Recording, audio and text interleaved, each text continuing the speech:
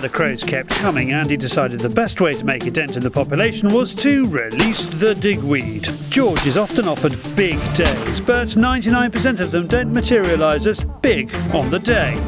Andy is putting his reputation on the line here. Happily, Team Digweed plus Crow are already building a serious bag. It's going swimmingly. We've had a hell of a morning. All these crows and young jackdaws are coming to some wheat that's just on the turn, and because there's been there was no wild food last year, and this year up until now everything's been backward, so the corn's only just starting to turn, and where it's just going milky, all of these are coming to some wheat, which is just the other side of the hedge. If you look through that gap there, you'll see them going to the wheat now. We're shooting them on this bit of rape here that's out. It's been sort of, it didn't really come in the winter, and we're able to decoy them on here. And we've had a hell of a morning so far. I would have killed probably 220, 230 in just under 2 hours. So it's gone pretty well. But I think there were so many here, the crowman likes to do a job for himself, with a few, but when it comes to a really big day, he has to call in the A-team. And that's pretty much how the rest of the day carries on. See how I protected your decoys here? I did, I was impressed. I had to protect these crow decoys because apparently they don't work so well when they look like a tea bag. He did offer to put some carpet in here today, but I said as it wasn't red, I didn't fancy it. That's a one-way ticket to not a very good future.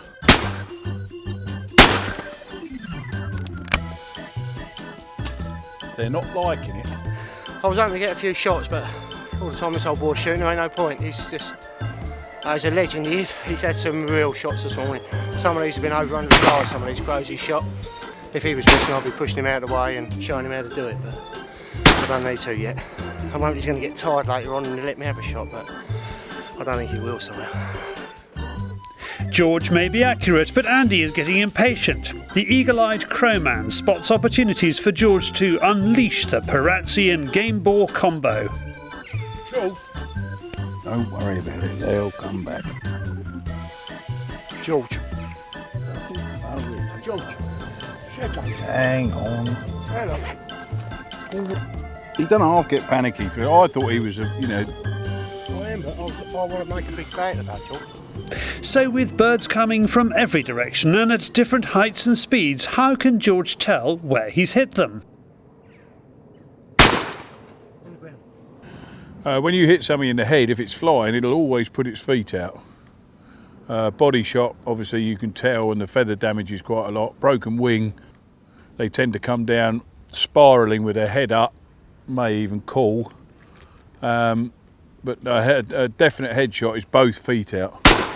And the other one is lung shot, which you have quite a few lung shots, which are right in the centre of the pattern, and the body will penetrate the lungs and the heart, and it will fly on for a little bit and then collapse stone dead. But when it flies on, it's only flying on dead.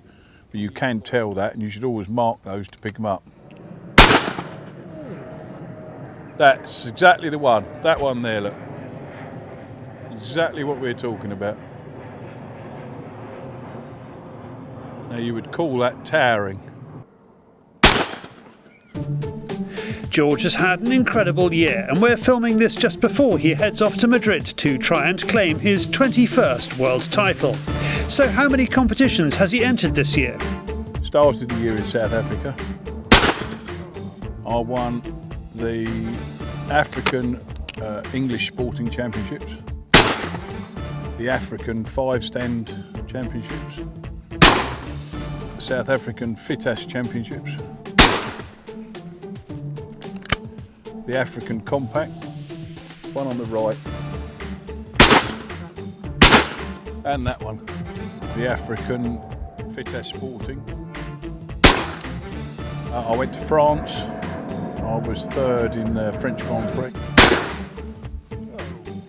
I hope you got that in. 2 with 1 barrel. Then we had the Essex Masters, which I won. I've won in Romania. Oh! I won the French Grand Prix for compact.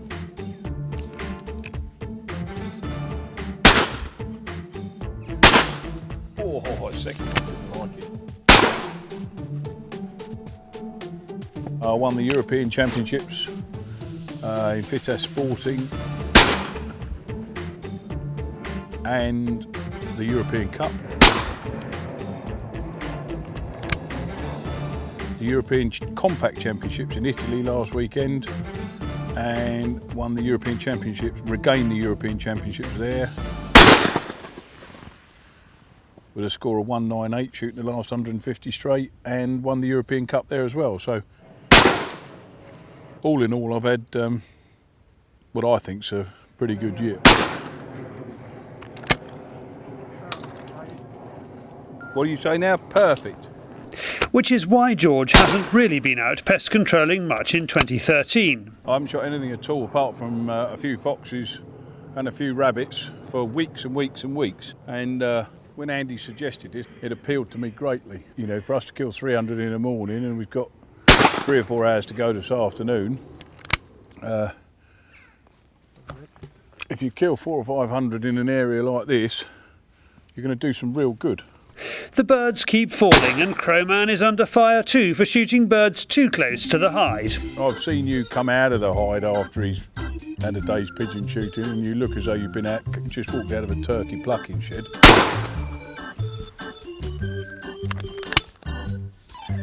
That old lens has never worked so hard this afternoon, has it? Normally they're all in here, like dustbin lids. How you can get them that close you can film the feathers coming out of them, God only knows. We all know Andy is no stranger to a high bird. His raised eyes are getting higher by the minute too. Then sporting shooter editor Dom Holtam arrives, which doesn't help matters for Crow. Your father's brought his gun. The hide is getting pretty full now, so Crow sorts out a grain pickup and Dom asks George about his cartridges. The black gold that I'm shooting today, these are in a plastic wad 5. It's the new design of the case and the box and everything else, and they're a really good competitive fast cartridge. There's a diamond shot.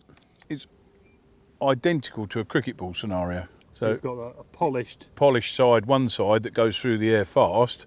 That's why a new ball, a heavy new ball, comes onto the back quicker. Yeah. On the shot you're looking at, as you're looking at it to the right hand side, that is standard lead shot, and on the left hand side is diamond shot. George has had an exceptional day and is happy for Andy and Dom to have a shot with the Parazzi. The trouble is, George's unconventional coaching technique is not helping Andy. Come on, anyone you like, put the easiest one. Oh, he's missed that one. Oh, he's just managed to wing one with a second shot. I've had a lot of fun. We've had some good banter in the hide as well. And he's taught me how to shoot, which I'm very grateful for. And luckily Dom turned up halfway through the afternoon, and whereas Andy had sort of got me to the raw stage, Dom has managed to fine tune it. So I feel going into the World Cup final next week as though, you know, I certainly stand a chance of coming in the top 50. We call it a day, and judging by the time it takes us to collect all the birds, we know it's going to be a big one. It is 585 birds. George's best day ever, and he's grateful that Andy gave him that call. I'd just like to thank Andy very much for a fantastic day's shooting. He's done a very good job here in setting this up in this corner so that we can kill a few. And I'd like to thank him very much. Sometimes everything just falls into place. The birds are there, and it just so happens that the best shot in the world is there too.